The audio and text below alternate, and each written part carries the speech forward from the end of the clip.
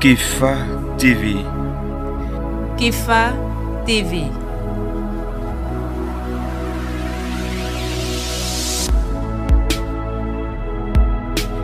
Kefa TV.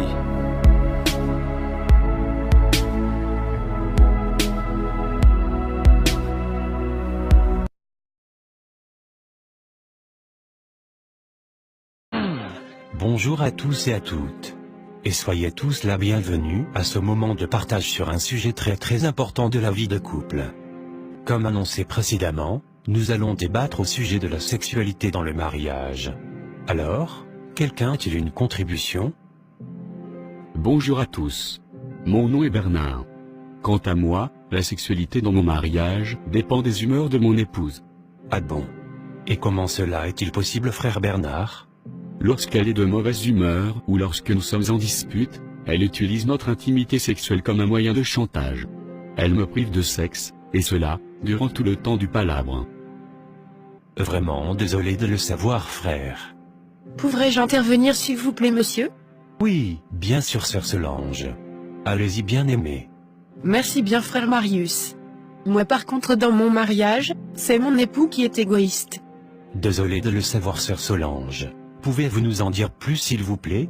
Il n'y a pas de moment d'affection dans notre intimité, durant nos moments intimes, il n'y a même pas de préliminaires, avant toute chose. Et comment fait-on les préliminaires, sœur Solange?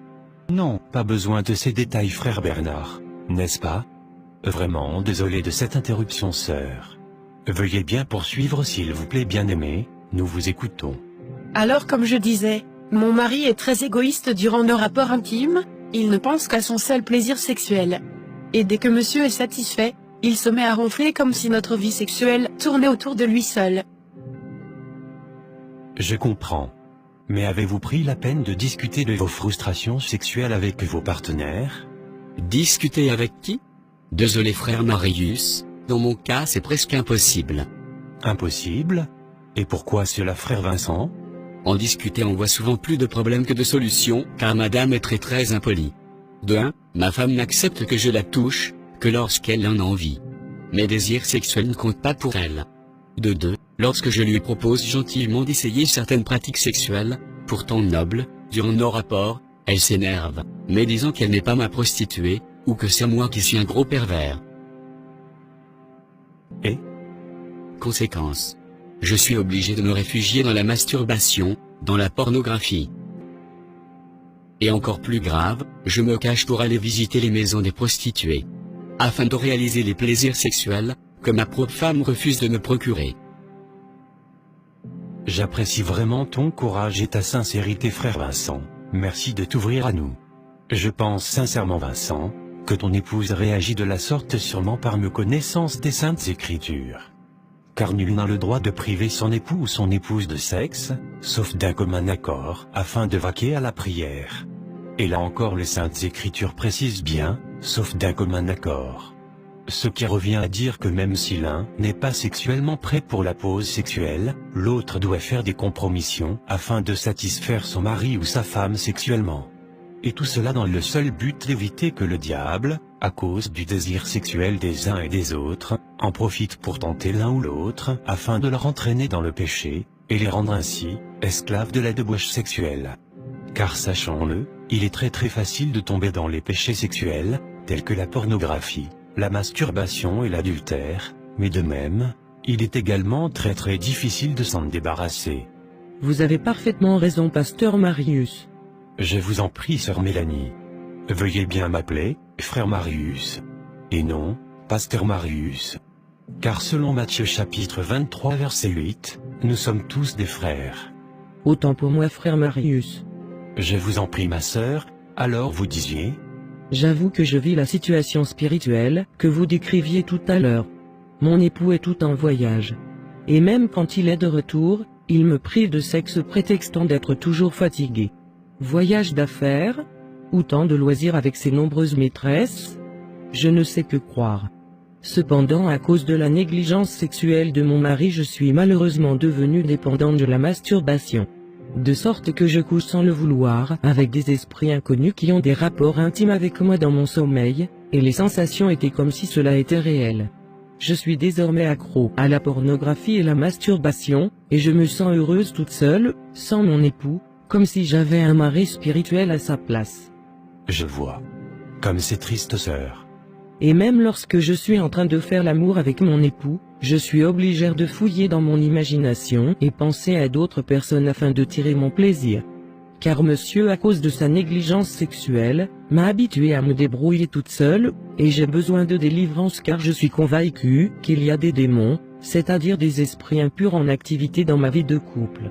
Je suis sincèrement désolé de l'apprendre, sœur Mélanie. Et je suis d'accord avec vous qu'une délivrance s'impose. Et je profiterai de la prochaine réunion, afin de vous enseigner avec bien sûr l'aide de l'Esprit Saint. Comment être définitivement libre, de l'impudicité, de la débauche sexuelle, comme la masturbation, la pornographie, etc. etc. Mais avant cela, j'aimerais conseiller à vous ici présents. Cela n'est nullement biblique de priver son mari ou sa femme de son propre corps, à plus forte raison, du sexe, et cela peu importe les motifs. Puisque selon 1 Corinthiens chapitre 7 verset 4, la femme n'a pas autorité sur son propre corps, mais c'est le mari, et pareillement, le mari n'a pas autorité sur son propre corps, mais c'est la femme. Voilà pourquoi fait un chantage sexuel à son mari ou sa femme, pour une raison ou pour une autre, est une façon de désobéir à l'Éternel notre Dieu. Car en le faisant, cette personne expose son prochain à la possession démoniaque des esprits impurs, qui pour sûr, en profiteront pour détruire la vie de l'autre, et à la longue le mariage lui-même. S'il vous plaît. Pourrais-je intervenir, monsieur? Oui, bien sûr, sœur Rebecca, nous vous écoutons. Je compatis avec le frère Vincent et les autres. Cependant, les hommes ne sont pas les seuls à se réfugier dans la pornographie et la masturbation à cause des frustrations sexuelles dans leur couple. Personnellement, je vis une situation pareille dans mon mariage. Ah bon? Pourriez-vous nous aider à comprendre s'il vous plaît? Bien sûr. Quand on parle de sexe, mon chéri me répond toujours. La Bible dit ceci, Dieu dit cela. Il se joue les seins et me prend pour la vulgaire, alors qu'il est le premier à regarder les fesses des filles dehors, lorsque nous faisons des balades. Comme c'est triste, sœur Rebecca. Ce n'est pas tout, frère. D'accord. Vous avez la parole. Je suis même prudente de lui suggérer certaines idées afin d'éviter la routine dans nos rapports intimes. De peur qu'il me traite de pute. Waouh! Jusqu'à ce point? Cela ne devrait pas être ainsi.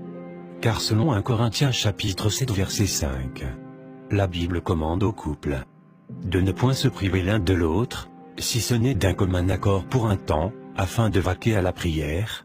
Ensuite, les saintes écritures recommandent aux partenaires de retourner ensemble, de peur que Satan ne tente les membres du couple à cause de leur désir sexuel. Et la tentation de Satan dans ce cas correspond à ceux dont sont victimes beaucoup de mariages, c'est-à-dire la masturbation, la pornographie, l'adultère, la débauche sexuelle et j'en passe. Je le dis et je le répète. Ce n'est pas le rôle de l'Éternel notre Dieu de dire à chaque couple comment se faire l'amour les uns les autres. Chaque couple est libre de vivre leur sexualité comme cela leur procure du plaisir personnel, pourvu que notre conscience ne nous condamne pas selon le discernement de l'Esprit Saint de notre Seigneur Jésus-Christ en nous. Le sexe est malheureusement devenu un sujet tabou dans l'Église, et même dans certains mariages. Et cela est dommage, car le sexe est une grande bénédiction que l'Éternel notre Dieu ait donnée à l'humanité afin de se reproduire, tout en se faisant plaisir les uns les autres, bien entendu dans les liens du mariage. Est-ce qu'il y a des questions? Si oui, veuillez bien nous les laisser dans l'espace à commentaires s'il vous plaît. Merci. Nous sommes malheureusement à la fin de cette rencontre, car c'est tout dont nous avions le temps pour aujourd'hui. Cependant restez tous à l'écoute pour la prochaine réunion, qui donnera des résolutions aux problèmes d'intimité sexuelle dans les couples. Et comment être définitivement délivré de l'impudicité telle que la débauche sexuelle, la masturbation, la pornographie, l'adultère, les rapports sexuels durant le sommeil, etc. etc.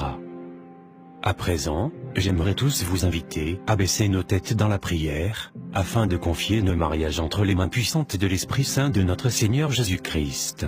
Amen. Si vous avez un problème quelconque dans votre vie de couple, prière de nous contacter à l'adresse email ci-dessous, videcoupleharmonieuse@gmail.com. Et nous allons le traiter dans l'anonymat et la confidentialité.